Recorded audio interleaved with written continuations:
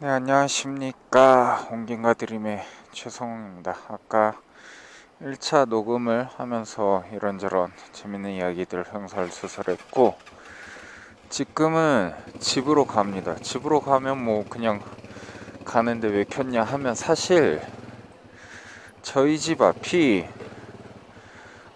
아이고, 저희 집 앞이 오토바이 라이더들이 엄청 모여요. 집 앞에 24시간 커피숍이 있거든요. 그리고 그 집 쪽이 큰 길가가 있어서 사실 잘 때도 가끔 오토바이 엔진 소리가 너무 크게 폭주족들 소리가 들리는데, 오늘 그 젊은 멕시코의 오토바이 폭주족,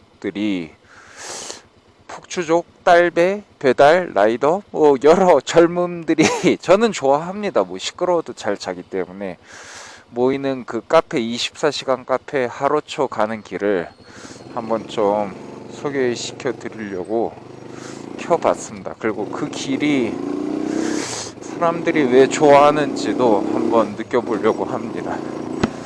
지금 10시가 됐고, 제가 아까 7시 40분쯤에 가게 들어가서 오랜만에 꽤나 집중을 해서 일을 했습니다. 집중도 이게 될 수밖에 없는 게, 일일이 단어를 고치는 번역이 아니고, 지금 이미 제가 그 아르헨티나의 소설가 훌리오 코르타사르라고 하는 사람을 몇 년째 잡고 작업을 하고 있는데, 이 사람의 소설이 한 한국어로 번역하면 700페이지 나올래나? 짜리 되게 두꺼운 소설을 번역하고 있어요. 그런데 그 소설이 되게 독특한 소설이거든요. 그 1, 2, 3부가 크게는 1, 2, 3부로 나눠져 있는데, 그 나눠진 게 순서대로 읽는 게 아니고, 옛날에 저희가 뭐 저랑 시대가 같아야 되긴 하겠지만, 그 어릴 때 뭐 탐정 수설 같은 거 읽으면 이게 뭐 문을 이쪽으로 갈 거면 몇 페이지를 펼치셔 막 이런 거 있었던 책들 기억나나요? 그런 거에 거의 원형이라고 할 수 있습니다. 해서 그 원형이라고 할 수 있는 그 소설을 읽는 방식을 무한히 달리해서 수없이 다른 책을 만들 수 있는, 어떤 어려운 뭐 용어를 쓰면 뭐 포스트 콜로니얼 시대 어쩌고 탈식민지인지 뭔지 후기 식민지인지 문학으로, 사실은 아르헨티나에서는 그 보르헤스 다음으로, 사실은 뭐 중남미 문학 전체를 통틀어도 스페인 문화권에서, 그러니까 한국에는 로베르트 볼라뇨라고 하는 작가가 전집이 번역되고 한국의 젊은 작가들에게도 영향을 어느 정도 줬는데, 그 볼라뇨가 자기 위에 스페인어권 3대장을 뽑았었죠. 바로 딱 3명. 그러니까 그 3명이 저기 돈키호테 미겔 세르반테스, 그리고 그 다음이 보르헤스, 그 다음이 코르타사르라고 해서 거의 영웅처럼 떠받들었고, 그럴 수밖에 없는 게, 이제 중남미 문학에서 보르헤스나 코르타사르는 그 중남미적인 뭐 문학이라기보다는 좀 더 서구적인 문학의 대열 안에서 읽히기 때문에, 그런 어떤 제국주의적인, 그러니까 형이상학적인 문학을 좋아하는 사람들의 취향에는 아마도 저도 그렇지만 맞을 수밖에 없을 것 같습니다. 여간 그래가지고 그 소설이, 그래서 이야기가 또 도네요. 그 소설이 그 무엇이다냐 저거예요. 여기서 어떻게 가더라? 요렇게 해서도 갈 수 있다. 그 소설이 이제 1부에서 2부까지가 48장인가, 그러니까 48챕터인가 그래요. 제가 그 기억이 항상 애매한데, 약간 거기까지 읽으면 한 권의 책으로 끝날 수도 있고, 두 번째 읽는 방식이 작가가 제안한 순서대로 뭐 1장 읽었다, 25장 읽었다 이렇게 왔다리 갔다리 하면서 읽어서 또 한 권의 책이 될 수도 있고, 자기가 이제 원하는 방식으로 챕터들을 조합해서 읽어서 또 다른 책을 만들 수도 있는 방식인 거죠. 그래서 이 팔방치기 이전에 제가 번역한 책의 이름이 유희의 끝, 그러니까 게임의 끝이라는 뜻인 거죠. 그래서 코르타사르에게는 팔방치기도 그렇고 그 유희에 대한 개념이 있잖아요. 그러니까 팔방치기가 그 돌을 던져서 임의의 방향에서부터 그 게임이 펼쳐지는 방식이잖아요. 그런 어떤 유희라고 하는 게 결국은 어떤 하나의 그 안에서의 시스템이 있고, 그러니까 우리가 그 보르헤스의 타자라는 소설 보면 그 꿈과 현실의 이분법이나 나라고 하는 그 젊은 보르헤스와 늙은 보르헤스의 그 도플갱어의 이분법이나 이러면서 무엇이 정말 현실이고 무엇이 허구인지에 대한 물음을 제기하는 방식처럼 결국은 그 안이 현실이든 허구든이 중요한 게 아니고, 그것들이 결국은 각각의 어떤 규칙을, 현실이라고 하는 것도 우리가 살아있다라고 하는 규칙을 좀 번박하게 말하면 받아들여야지만 그게 현실적이라는 어떤 방식으로 우리에게 다가올 수 있기 때문에, 꿈도 마찬가지고요. 사실은 그게 보르헤스의 타자라고 하는 엄청난, 심지어 눈을 멀고 나서 쓴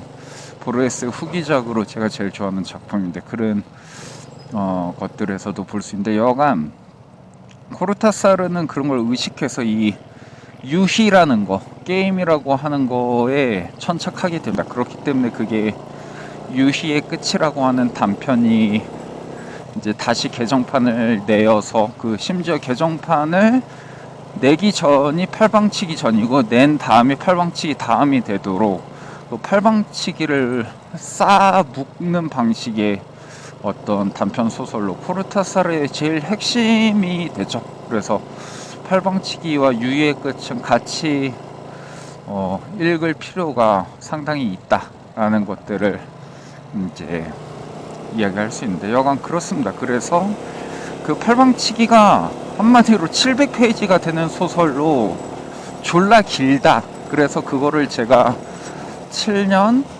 한 6년 전에 이제 아르헨티나에 있을 때 그 작업을, 번역 작업을 본격적으로 시작했는데, 뭐 그 뒤에 제가 이제 번역만 하는 게 아니고 일본에 가서 뭐 대학원생인 척도 하고 그러다 보니까 결국은 번역이 아직까지 끝이 안 났고, 그리고 사실은 뭐 제가 더 이상 문학인이 출판인이 이런 거가 너무 질려서, 그 문학 자체가 질렸다기보다 세간의 그 문학이라고 하는 행태며 그 아까 말한 유희, 그 유희의 규칙이며 이런 것들이 너무 재미가 없고 질려서 번역에 마음이 많이 떠났었습니다. 뭐 지금도 그렇게 돌아오진 않았는데, 근데 그러한 상황에서도 지금 의류출판사의 편집자로 있는 최현호 씨라고 하는, 제가 보기엔 지금 한국에서 문학 편집자로 가장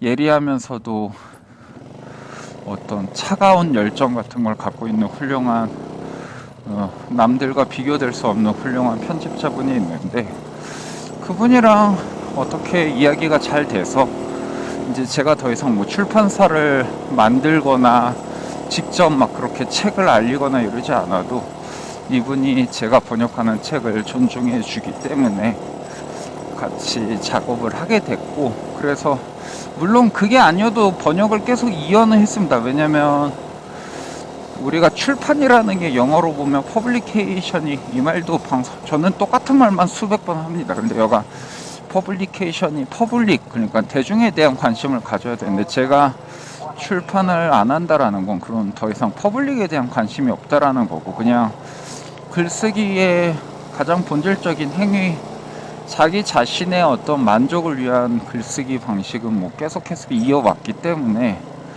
번역을 다만 마감이나 기한이 없으니까 좀 늘어질 수밖에 없던 거죠. 그렇게 해서 이제 코르타사르를 혼자 천천히 번역을 하다가 결국은 이제 번역 그 계약을 하면서 최근에 아마 올해 내년이 되겠네요. 내년에 제가 번역했던 책들이 오랜만에 이것저것 나올 겁니다. 릴케의 그 이제 젊은 신에게 보내는 편지를 최초로 제대로 된 완전판을 볼 수 있을 테고, 그것과 함께 이제 코르타사르의 그 유희의 끝이라고 하는 중요한 단편 소설집, 그리고 또 중요한 코르타사르의 이제 제일 중요한 700페이지짜리 단편 소설인 팔방치기를 번역을 아마 내년 10월까지 끝내려고 생각하고 있습니다. 왜냐면 어차피 제가 내년이 되면은 이제 한국에 3월이면 돌아가게 돼서 그 뒤에 뭐 딴 거 안 하고 일만 열심히 해도 되지 않나 이런 생각을 하고 있습니다. 그래서 말하는 사이 길이 평소에 가던 길인데도 밤에 예쁘고 차도 없고 안전하고 밝아서 이렇게 즐겁게 다닐 수 있는 길입니다. 그래서 저는 뭐 조용히 이렇게 이거 뭐 영상을 켜서가 아니고 평소 뭐 끼켜야 이 정도로 달립니다. 근데 저희 집 앞이 여간 그 24시간 오토바이 세우기도 좋게 돼 있어요. 그래서 요놈들이 엄청 막 그 스트로트를 땡기면서 시끄럽게 막 주차를 하고, 그래서 가끔 새벽 3, 4시 이럴 때도 소리가 들릴 때가 있습니다. 한번 그 폭주족 몇십 명이 돌아다니는 걸 딱 한 번 봤는데 또 볼 기회는 없네요. 제가 뭐 그들과 친한 게 아니어서. 여간 그렇습니다.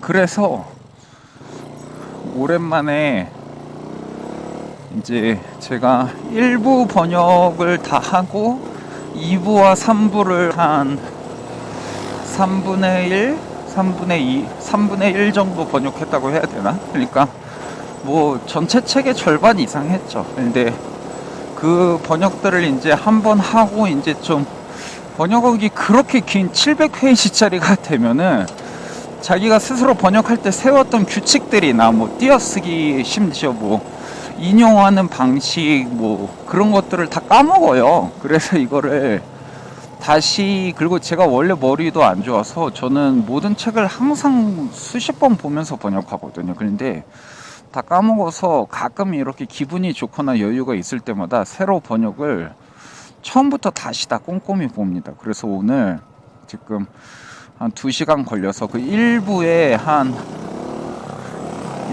반절 정도를 읽으면서 고쳤습니다. 그리고 이제 그 하루초 가서 나머지 반절을 이제 고칠 생각입니다. 그런데 오랜만에 번역을 보면서 애초에 이 작품이 왜 위대한지 그런 건 스스로는 확신을 갖고 작업을 했지만 사실 이미 수십 번 보고 고쳤거든요. 그만큼 제가 게을른 만큼 자주 고칩니다. 그런데 스스로가 번역한 문체며 이 작품의 몰입도가 이렇게 좋은가?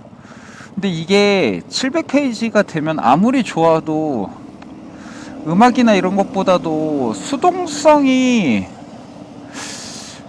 어느 정도 필요하긴 하지만 그 이상의 능동성이 없으면 사실 다른 예술과 달리 책은 빠져들어서 읽어 나가기가 참 힘들다라는 거죠. 사실 거기에서도 빠져든다라는 말처럼 어떠한 종류의 수동성이 동반되긴 해야 되겠지만, 한마디로 그러니까 뭐 음악이나 이런 건 그냥 귀만 가만히 갖다 대면 듣지만, 그러다 보면 갑자기 흥이 날 수도 있지만, 이 소설을 읽는다라는 건 자기가 꾸역꾸역 각 잡고 읽어내지 않으면 빠져들 수가 없죠.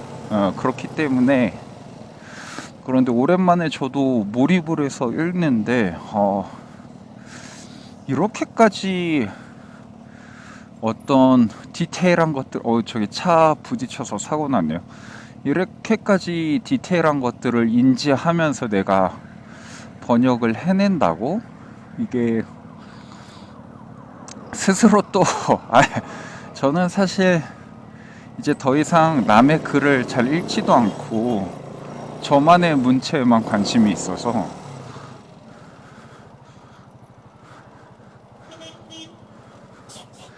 그런데 이거 지금 제가 착각한 게 차 가는 신호가 아니고 버스만 가는 신호입니다. 이제 차는 지금부터 가야 돼요. 그래서 이제 갑니다. 일단 사고차를 뒤로 하고요. 네, 갑니다.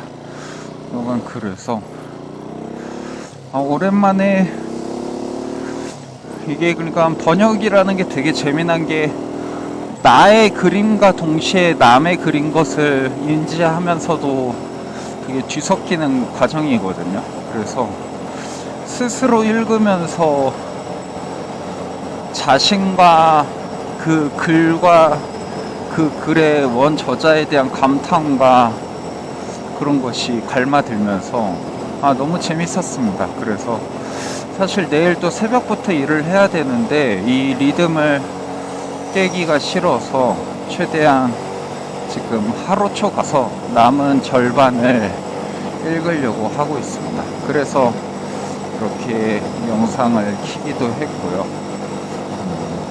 그렇습니다. 그리고 내일은 이 동영상도 꼭 한번 올려보도록 노력하겠습니다. 이 밤이라 그런지 사고난 차량들이 꽤 있네. 그러니까 이게 밤에 차가 없다 보니까 오히려 서로 밤의 기분에 취해서 달리고 싶은 거예요. 그러다 보니까 사고가 나는데 저는 오히려 밤이면 더 좀 속도도 그렇고 일부러라도 의식해서 그러지 않으려고 하는 편입니다. 그래야지 뭐 오래 즐겁게 타겠죠. 밤에 딱 이 새로 산 장갑과 가죽 재킷에 달리니까 기분이 좋네요. 벌써 이렇게 달리면 7분 남았습니다. 7분. 원래 저희 집 쪽 길가가 디비지온 델 노르테라고 하는 큰 대로거든요. 근데 그게 아니고 다른 대로로 가다가 이제 그 대로로 빠지는데 그 대로만도 달리면 한 2-30분 넘게 달릴걸요. 되게 길어요. 근데 그러니까 아마 오토바이 폭주족들은 그 대로를 쭉 달리면서 새벽에 엄청나게 밟아대는 걸 좋아하겠죠. 그렇습니다. 그러다가는 아니지만 코르타사르의 그 유희의 끝이라고 하는 단편 소설 보면 거기에도 이제 드러누운 밤이라고 하는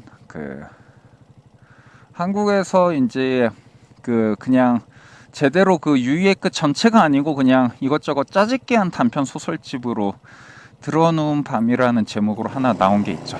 그래서 뭐 궁금하신 분은 그걸로도 미리 볼 수 있는데 이제 제가 전체를 번역한 유희의 집에 그 소설도 포함되어 있으니까 볼 수 있는데 그게 이제 오토바이 타다가 자빠져서 들어누운 상태인 거죠. 그렇게 해서 실제 코르타사르도 파리에서 베스파 몰기를 엄청 좋아서 빠져 지냈던 시기가 있었고 그게 이제 들어놓은 밤을 새로 쓰는 어떤 중요한 이유가 된데 타다가 자빠졌던 경험이 있어요. 그래서 병상에 있다가 아마 첫 번째 부인을 만났을 겁니다. 그러면서 그 첫 번째 부인이 이제 되게 유명한 번역가인 또 이제 아르헨티나 여자인데 그 여자 덕분에 코르타사르의 번역관이나 언어관도 상당히 많은 영향을 서로 주고받지 않았나 싶기도 하고요. 근데 그런 일들이 자전거가 역주행을 열심히 하시네. 할 수도 있죠. 밤인데 사고만 나지 않게 다니면 되는 거겠죠.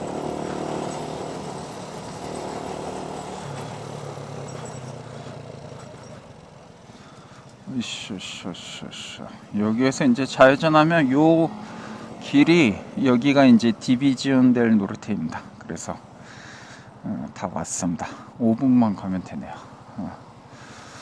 여기가 그런 거나 교통사고에 대한 게 이제 팔방치기에도 나오는데 그런 경험이나 그러니까 남들은 그냥 자빠지면 오토바이 수리비 플러스 자기 몸 깽값 스스로에 대한 깽값을 지불해야 되죠. 그래서 돈만 나가는데 코르타사르는 사실 단편 중에 제일 사랑받는 단편이거든요. 심지어 들어놓은 밤이 그것까지 포함해서 책도 많이 팔고 그 돈을 다 자기가 제때 받아서 썼는지는 모르겠지만 그래도 뭐 한 번 자빠진 것 치고는 상당히 개이득이었다.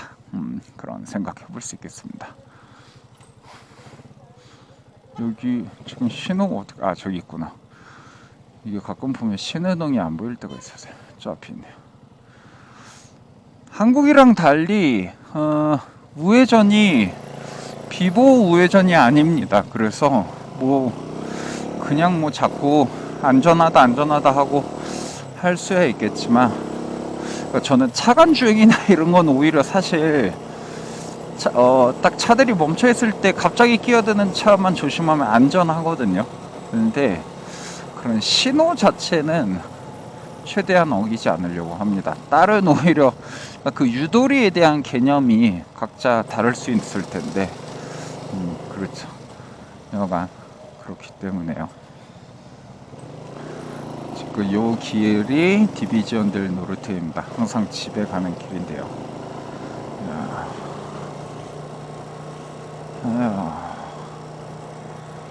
또 오늘은 어떤 오토바이 꼬맹이들이 진을 치고 있을지. 밤이어도 아마 잘 수 있겠죠. 커피 한 잔 마시면서 해보려고 하고 있습니다.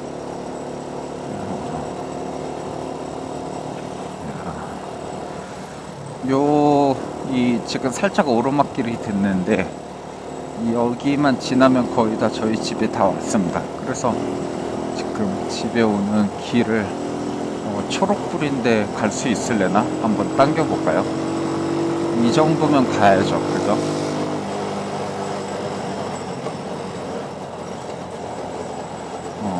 다행히 잘 당겨서 왔습니다.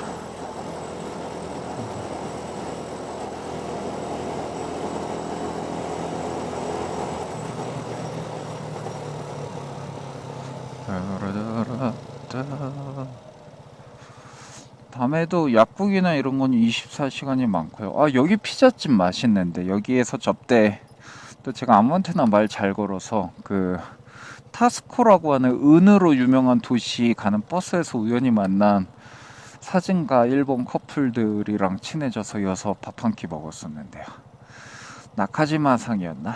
가끔 인스타로만 보고 있는데 잘들 사실려나 모르겠습니다. 영화 한번 이 내부를 볼 수 있게끔 헬멧을 낀 상태로 주문하는 데까지 가보도록 하겠습니다. 그 하루초라고 해서 이 멕시코에서 꽤 유명한 커피숍입니다. 체인점이 시티에는 곳곳에 있고요. 아마 시티 한정일 거예요. 그런 곳이 있는데요.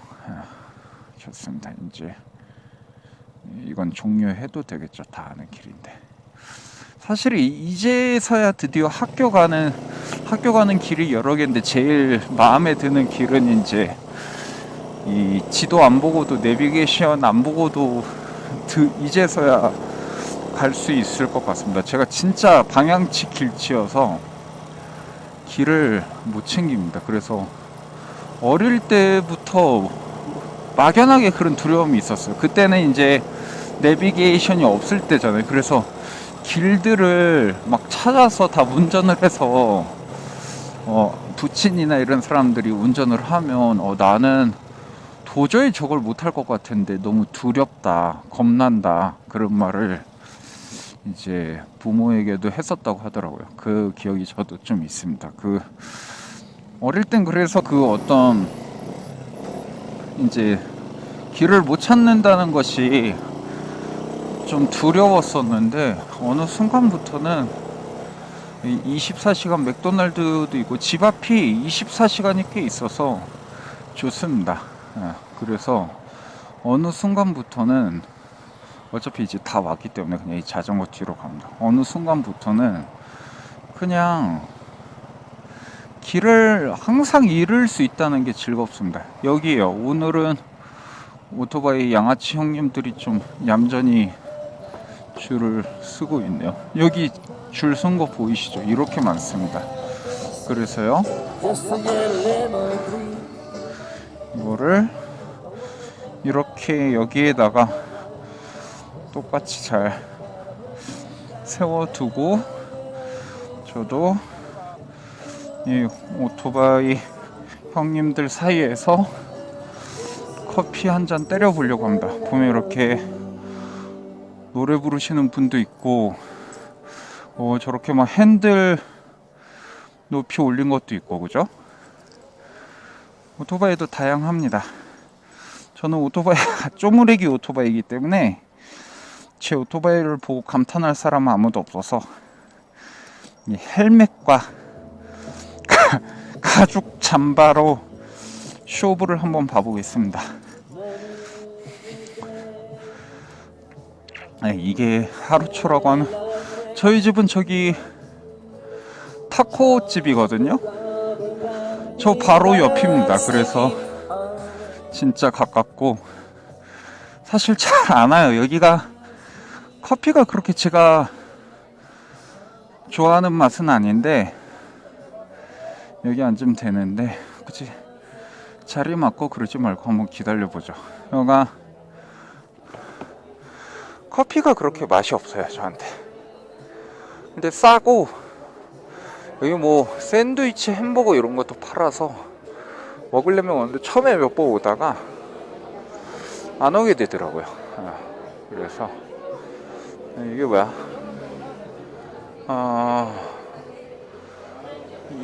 다시 이용할 수 있는 컵을 25페소에게 한 명에게 하나씩 팔 수 있다고 하네요. 그래 훌륭하네. 뭔 말인지 모르겠지. 여기가 밤 지금 10시 반일 텐데요. 10시 반. 1시간 정도는 더 읽고 마무리해 보려고 하는데요. 이렇게 밤에도 다들 즐겁게 와서 놀 수 있고, 이런 오토바이 타고 와서, 아마 저렇게 오늘은 그 오토바이 타는 꼬맹이들보다 그냥 오토바이 타고 데이트하러 온 분들이 좀 많은 것 같네요. 그래서 이상하게 저는 오토바이 타기 전까진 몰랐는데, 우리 집 앞이 나름의 멕시코 오토바이 라이더들의 성지가 우리 집 앞이었다. 여기만큼 오토바이 많이 모이는 데를 본 적이 없어요. 이것저것 오토바이 카페나, 사실 그런 컨셉의 카페는 가본 적이 있거든요. 더 이쁘고 한데 뭐 그렇게까지 많이 모이지 않습니다. 근데 여긴 커피도 싸고, 커피 얼마지? 한 2,000원인가? 커피도 싸고 음식도 싸고 자유롭게 앉을 수 있고, 그러니까 많이 오는 것 같습니다. 헬멧 무겁다.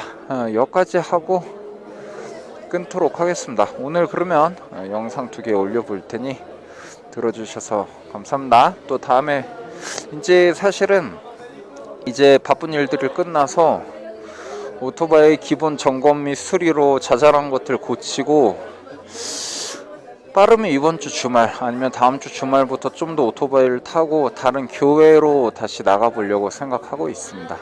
그 접대 그 트레스 마리아스 가서 사귄 친구 있는 저기 뿌에블라를 갈까도 생각 중이고 해서 뭐 고민 중입니다.